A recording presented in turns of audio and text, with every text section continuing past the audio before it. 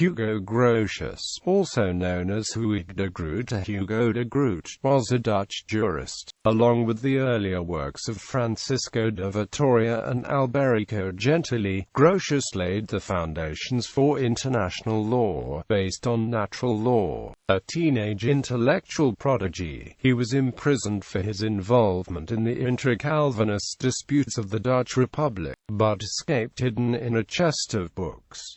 He wrote most of his major works in exile in France. It is thought that Hugo Grotius was not the first to formulate the international society doctrine, but he was one of the first to define expressly the idea of one society of states, governed not by force or warfare but by actual laws and mutual agreement to enforce those laws. As Hedley Bull declared in 1990, the idea of international society which Grotius propounded was given concrete expression in the Peace of Westphalia, and Grotius may be considered the intellectual father of this first general peace settlement of modern times. Additionally, his contributions to Arminian theology provided the seeds for later Arminian-based movements, such as Methodism and Pentecostalism, and he is acknowledged as a significant figure in the Arminianism-Calvinism debate. Because of his theological underpinning of free trade, he is also considered an economic theologist.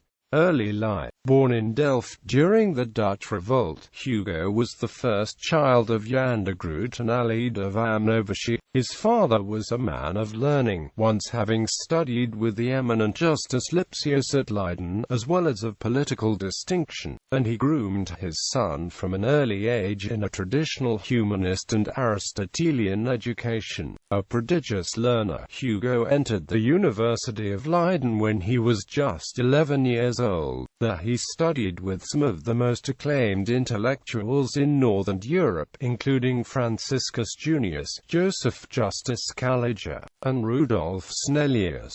At age 16 he published his first book, a scholarly edition of the late antique author Martianus Capella's work on the seven liberal arts, Martiani Mine Felicis Capelli Carthaginiensis Viri Proconsularis Satiricon in quoda nuptiis Philologiae amp Mercurige Libri Duo, and amp de Septimatibus Liberalibus Libri Singulares. Omnis, and amp emendati, and amp notice, siue Febuis Hague. Grotiae Illustrati. In Holland, Grotius earned an appointment as advocate to The Hague in 1599 and then as official historiographer for the States of Holland in 1601.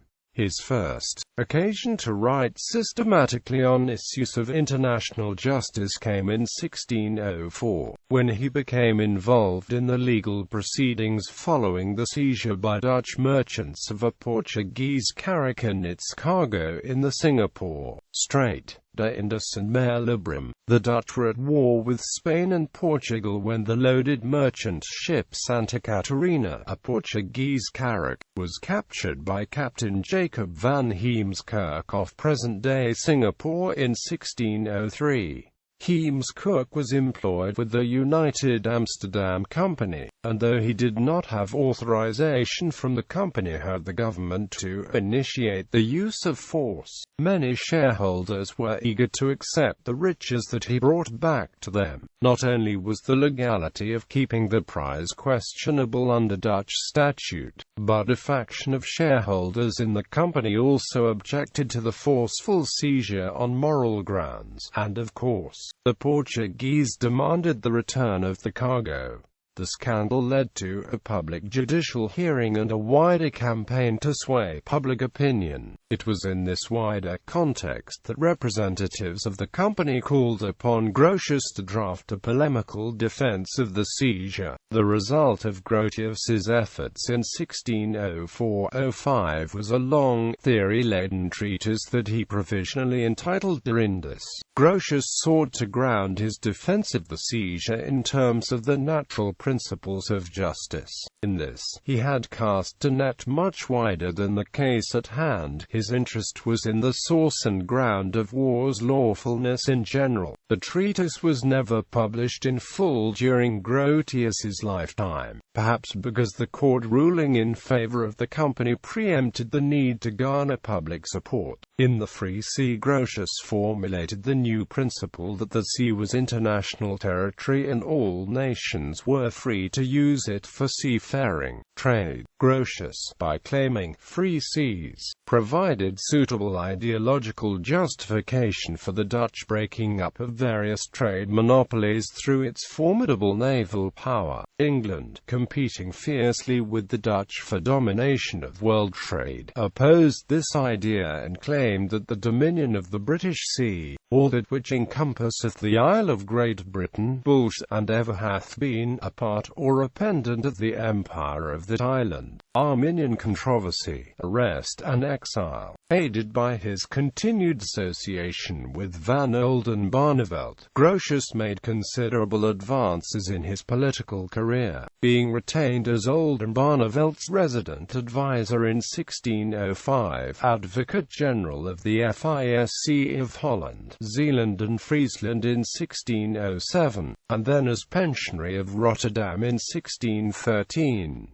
In 1608 he married Maria van Rijgersbergen, with whom he would have 8 children and who would be invaluable in helping him and the family to weather the storm to come. In these years a great theological controversy broke out between the chair of theology at Leiden, Jacobus Arminius, and his followers, and the strongly Calvinist theologian Franciscus Gomarus, whose supporters are termed Gomarists, a counter-remonstrants. Leiden University was under the authority of the States of Holland. They were responsible, among other things, for the policy concerning appointments at this institution, which was governed in the name by a board of curators, and, in the final instance, the states were responsible for dealing with any cases of heterodoxy among the professors. The domestic dissension resulting over Arminius's professorship was overshadowed by the continuing war with Spain, and the professor died in 1609 on the eve of the 12 Years' Truce. The new peace would move the people's focus to the controversy in Arminius's followers. Controversy within Dutch Protestantism. The controversy expanded when the Remonstrant theologian Conrad Vossius was appointed to replace Jacobus Arminius as the theology chair at Leiden. Vossius was soon seen by counter-remonstrants as moving beyond the teachings of Arminius into Socinianism and accused of teaching irreligion. Leading the call for Vossius's removal was theology professor Sibrandus Lubbertus.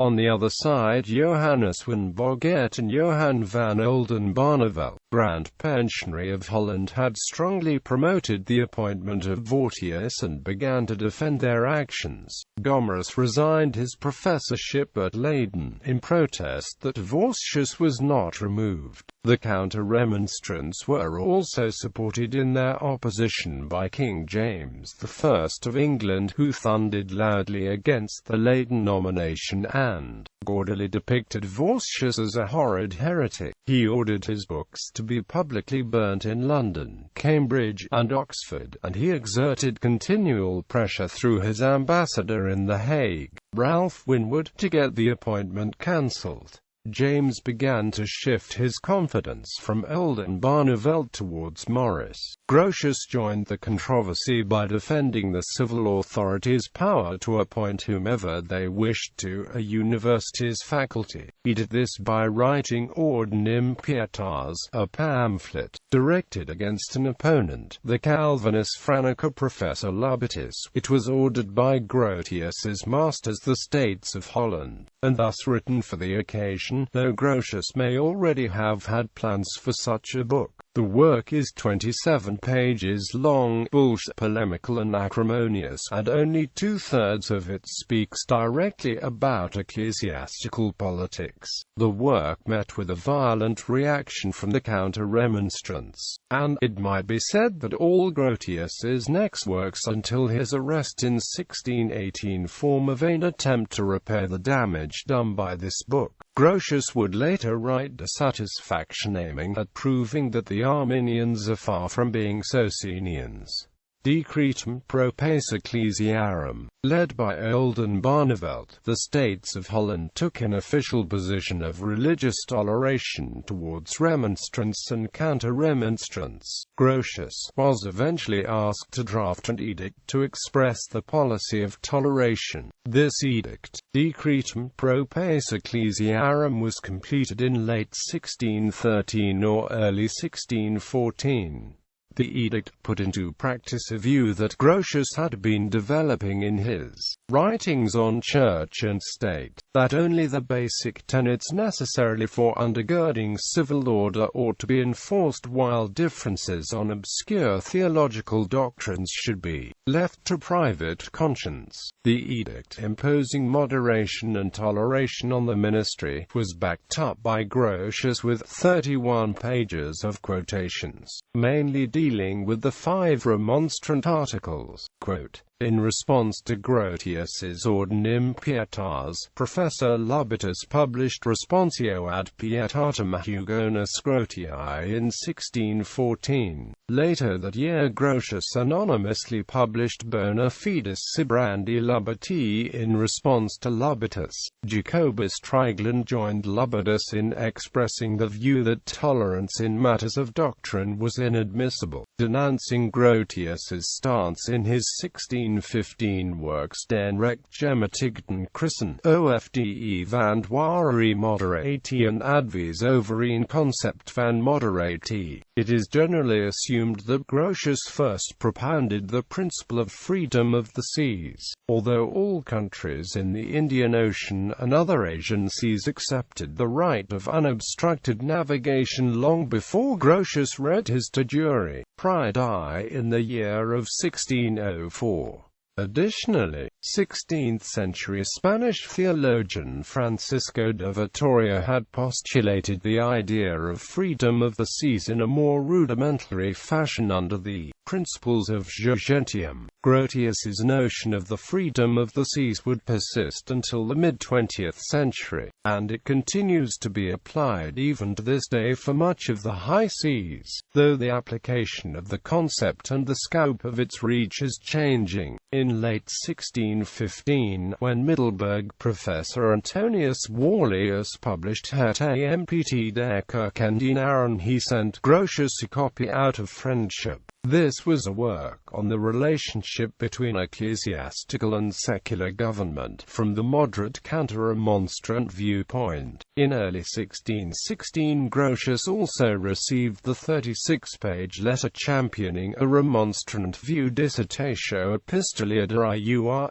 Magistratis in Rebus, Ecclesiasticis, from his friend Gerardus Vossius. The letter was a general introduction on tolerance, mainly on the subject of predestination and the sacrament, an extensive, detailed and generally unfavorable review of Warlius's AMPT, stuffed with references to ancient and modern authorities. Quote, when Grotius read asking for some notes, he received a treasure house of ecclesiastical history, offering ammunition to Grotius, who gratefully accepted it. Around this time Grotius went to Amsterdam as part of his official duties, trying to persuade the civil authorities there to join Holland's majority view about church politics. In early 1617 Grotius debated the question of giving counter-remonstrants the chance to preach in the Kloosterkerk in The Hague, which had been closed. During this time lawsuits were brought against the States of Holland by counter-remonstrant ministers, and riots over the controversy broke out in Amsterdam, De Imperio Summarum Potestatum Circa Sacra. As the conflict between civil and religious authorities escalated, in order to maintain civil order, Oldenbarnevelt eventually proposed that local authorities be given the power to raise troops. Such measure putatively undermined the authority of the stadtholder of the Republic, Maurice of Nassau, Prince of Orange. Maurice seized the opportunity to solidify the preeminence of the Gomarists, whom he had supported, and to eliminate the nuisance he perceived in Oldenbarnevelt. During this time Grotius made another attempt to address ecclesiastical politics by completing De Imperio Summarum Potestatum Circa Sacra, on the relations between the religious and secular authorities.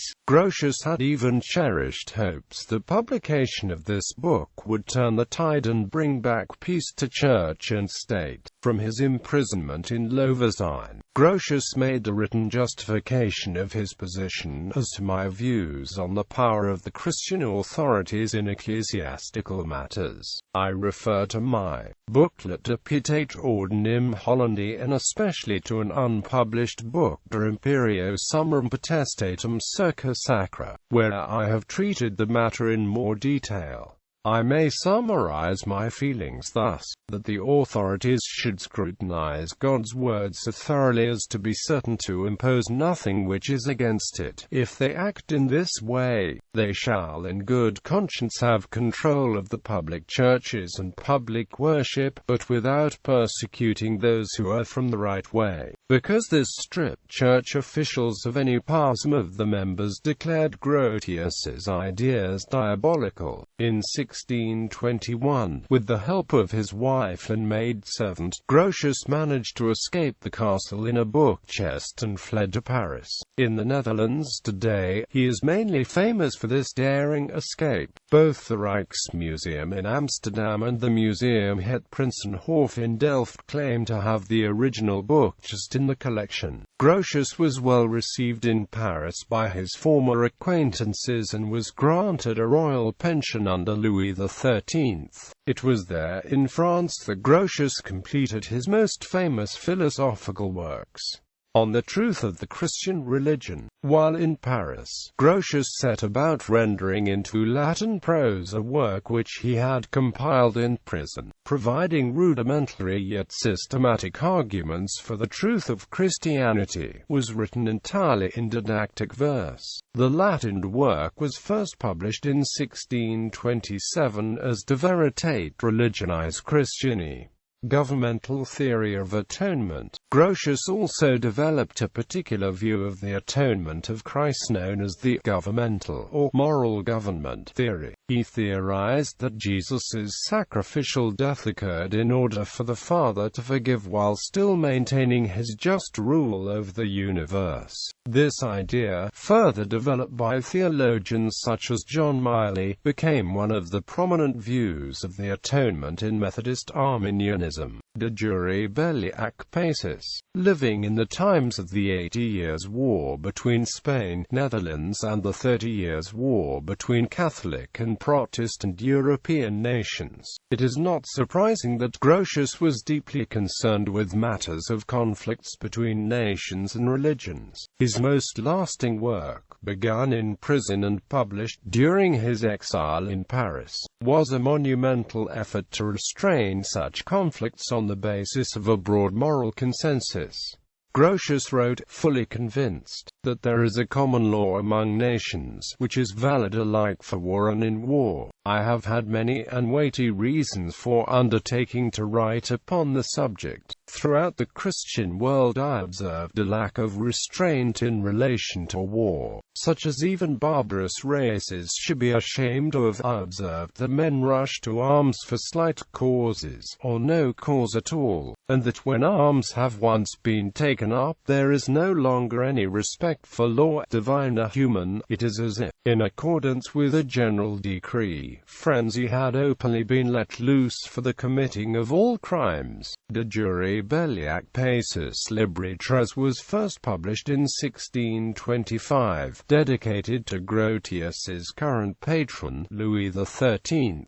The treatise advances a system of principles of natural law, which are held to be binding on all people and nations regardless of local custom. The work is divided into 3 books. Book 1 advances his conception of war and of natural justice, arguing that there are some circumstances in which war is justifiable. Book 2 identifies 3 just causes for war: self-defense, reparation of injury, and punishment. Grotius considers a wide variety of circumstances under which these rights of war attach and when they do not. Book 3 takes up the question of what rules govern the conduct of war once it has begun. Influentially, Grotius argued that all parties to war are bound by such rules, whether the cause is just or not. Natural law. Grotius's concept of natural law had a strong impact on the philosophical and theological debates and political developments of the 17th and 18th centuries. Among those he influenced were Samuel Puff and Orphan John Locke, and by way of these philosophers his thinking became part of the cultural background of the Glorious Revolution in England and the American Revolution. In Grotius's understanding, nature was not an entity in itself, but God's creation. Therefore, his concept of natural law had a theological foundation. The Old Testament contained moral precepts, which Christ confirmed and therefore were still valid. They were useful in interpreting the content of natural law. Both biblical revelation and natural law originated in God and could therefore not contradict each other.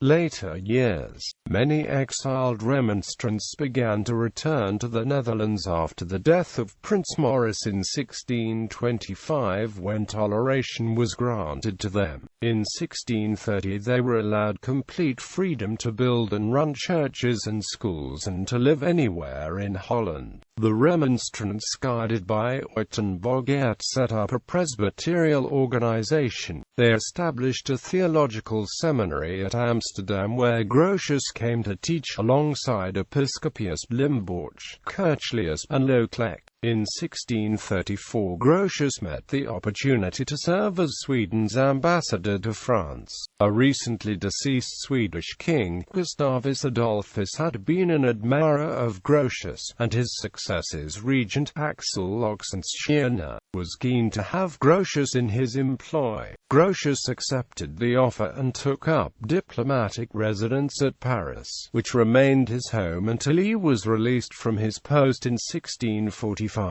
While departing from his last visit to Sweden, Grotius was shipwrecked on his voyage. He washed up on the shore of Rostock, ill and weather-beaten, and on August 28, 1645, he died. His body at last returned to the country of its youth, being laid to rest in the Nieuwe Kerk in Delft. Personal life. Grotius's personal motto was Root Hora. His last words were, "By understanding many things, I have accomplished nothing." Significant friends and acquaintances of his included the theologian Franciscus Junius, the poet Daniel Heinsius, the philologist Gerhard Johann Vossius, the historian Johannes Morsius, the engineer Simon Stevens, the historian Jacques Auguste Derthou, and the Orientalist and Arabic scholar Urpinius. He was also friends with the Flemish Jesuit Andreas Schotters. Grotius was the father of regent and diplomat Huig de Groot. Commentary on Grotius. Andrew Dixon White wrote in 7 Great Statesmen in the Warfare of Humanity with Unreason. Into the very midst of all this welter of evil, at a point in time to all appearance hopeless, at a point in space apparently defenseless, in a nation of which every man, woman, and child was under sentence of death from its sovereign, was born a man who wrought as no other has ever done for a redemption of civilization. civilization from the main cause of all that misery, who thought out for Europe the precepts of right reason in international law, who made them heard, who gave a noble change to the course of human affairs, whose thoughts, reasonings, suggestions, and appeals produced an environment in which came an evolution of humanity that still continues.